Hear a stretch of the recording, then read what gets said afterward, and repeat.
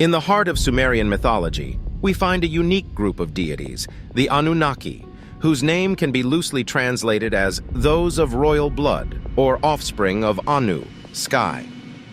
The Anunnaki hold a critical place in the Sumerian pantheon, often associated with the realms of the heavens, earth, and the underworld. Their roles were varied, ranging from celestial administrators, judges of humanity, to controllers of human destiny. The Anunnaki were not a homogeneous entity, but rather a complex hierarchy of divine beings. Anu, the sky god, was usually acknowledged as the leader of the Anunnaki. However, the actual control over Earth's affairs often fell to his offspring, namely Enlil, the lord of the air, and Enki, the god of water and wisdom. Enki's domain was mainly the watery abyss known as the Abzu or Apsu, a place that was thought to be the source of all fresh water, including rivers, wells, and the rain.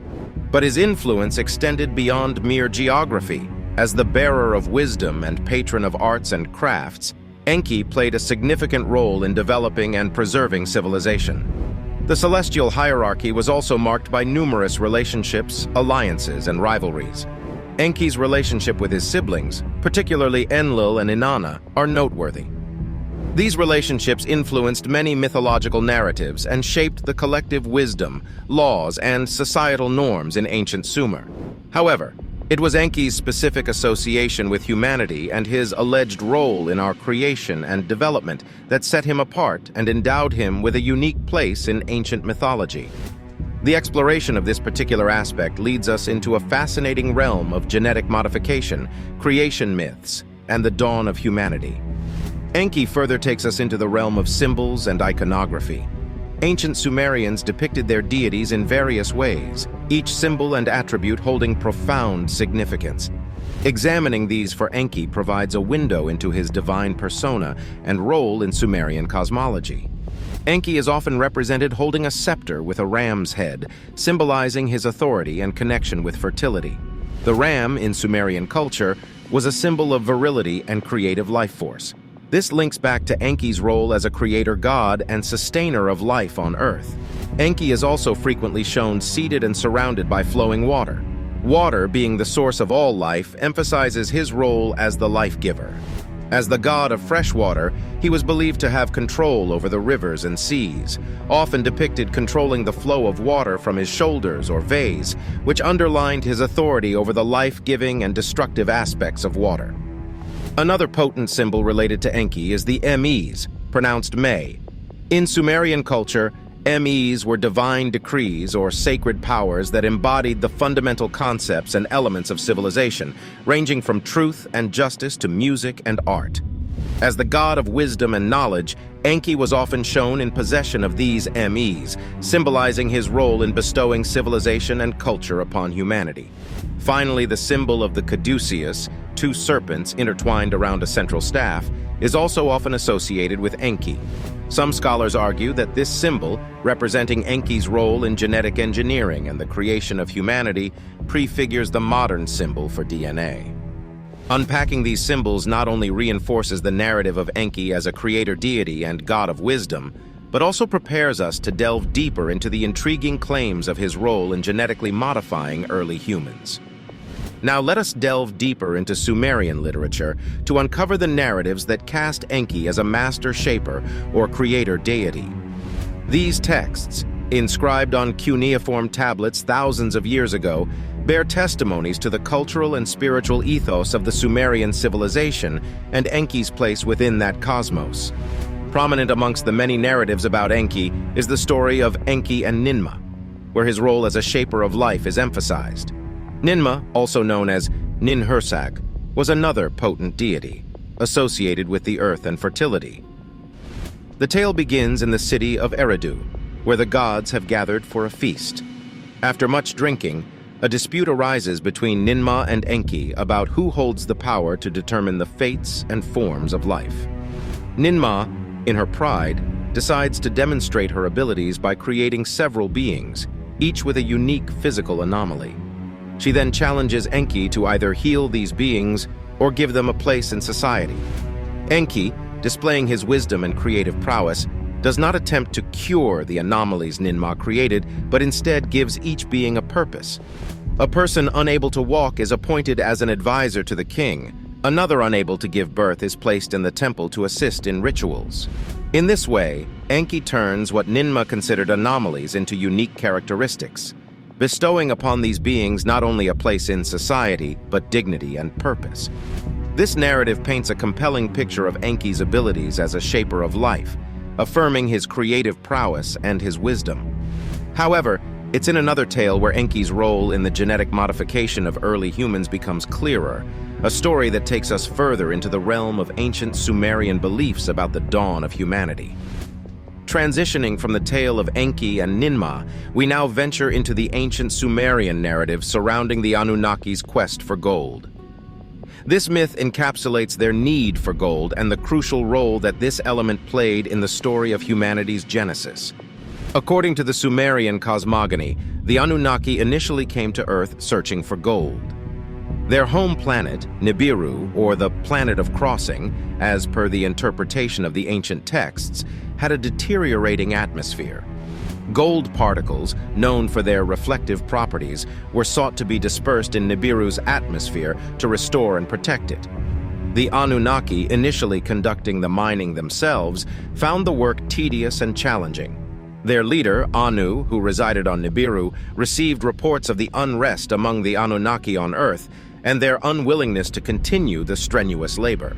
In the tablets of the lost book of Enki, the Master of Wisdom, as Enki was often titled, proposed a solution: the creation of a new being. His plan was to genetically modify an existing creature on Earth, one that was already quite similar to the Anunnaki.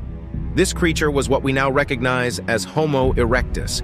Enki believed that by manipulating the genetic structure of this being, they could create a creature capable of performing the labor the Anunnaki found so burdensome. This solution would not only resolve the gold mining issue, but also potentially curb the increasing descent among the Anunnaki on Earth. Thus, the idea of creating primitive workers using genetic manipulation was conceived, propelling Enki into the heart of one of the most intriguing and controversial narratives of human origins. His wisdom, knowledge of biology, and genetic manipulation, presented in these ancient tales, further define Enki's role as a master shaper of life.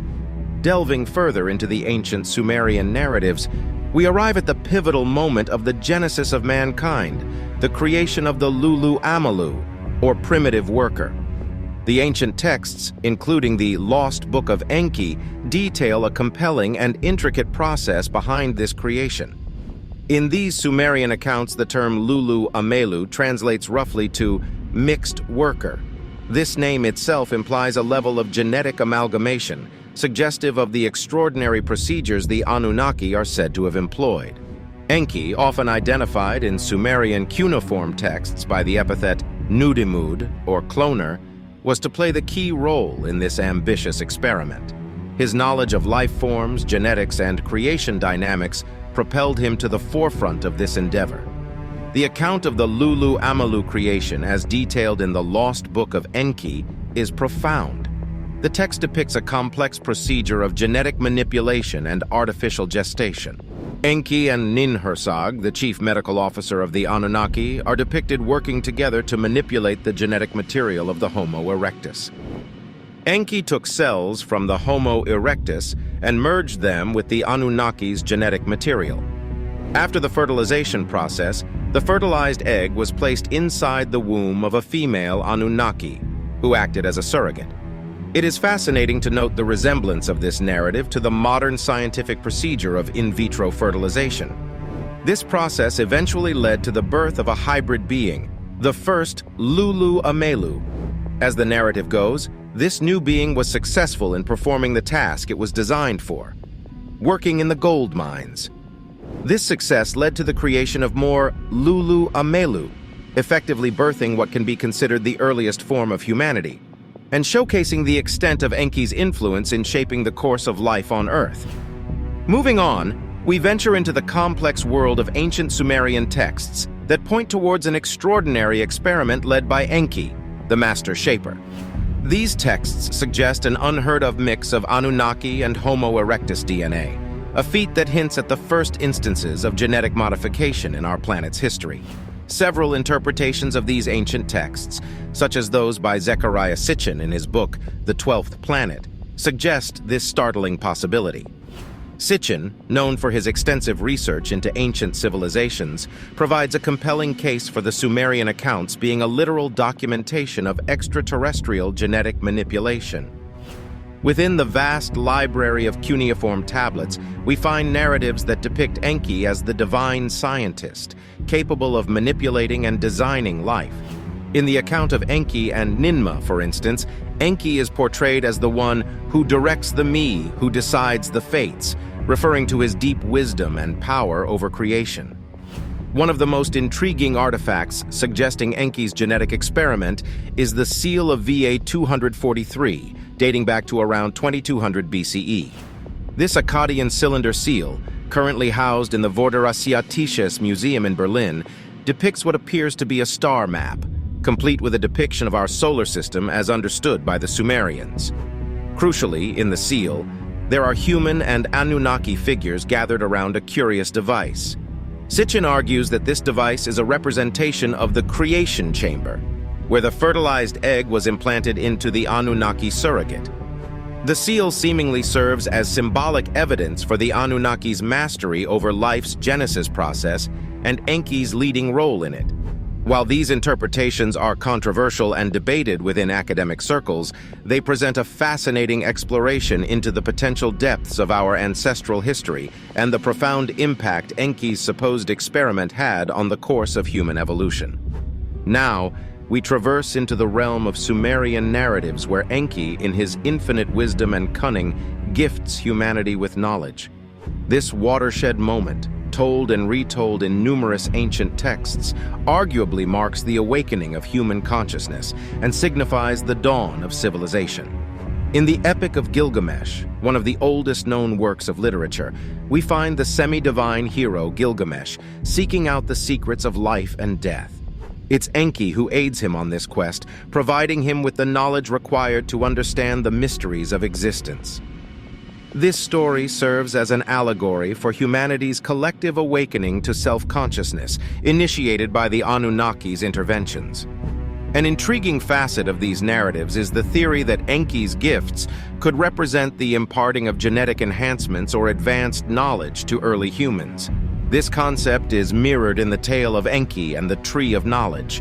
In this narrative, Enki, against the will of other Anunnaki, offers humankind the forbidden knowledge that leads to their self-awareness and autonomy. The Mes in Sumerian mythology provides another critical insight. They are described as divine decrees or universal laws that Enki defies by passing on to humans. Some scholars interpret these Mes as advanced scientific knowledge or skills, possibly indicating the leap in human abilities that catalyzed the birth of civilization. In the Sumerian king list, we find a catalog of kings ruling for immensely long periods, some for tens of thousands of years. This list begins with the words, "when kingship was lowered from heaven," an assertion suggesting divine intervention in establishing human governance. Enki's role in this initiation of kingship further illustrates his pivotal contribution to human advancement. While the truth of these interpretations remains shrouded in mystery, they paint a picture of Enki as a critical catalyst in the story of humanity's genesis, a celestial actor whose actions set the stage for the blossoming of civilization. As we delve deeper into the ancient texts, we encounter a narrative that echoes across multiple civilizations, the tale of a catastrophic flood. In Sumerian literature, this story is told in the Epic of Ziusudra, a narrative bearing uncanny resemblances to the biblical tale of Noah's Ark. In this epic, Ziusudra, known as Utnapishtim in later Akkadian texts, is the king who, with divine assistance, survives a cataclysmic flood designed to wipe out humanity.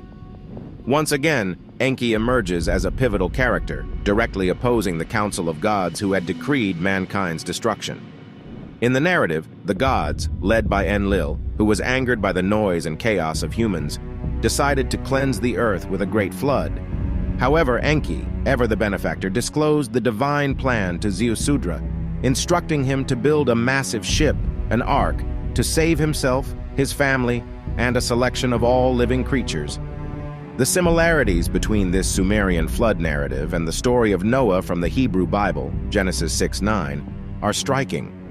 Both involve a divine decision to cleanse the earth with a flood, a chosen individual receiving instructions to build an ark, and the preservation of life to repopulate the planet.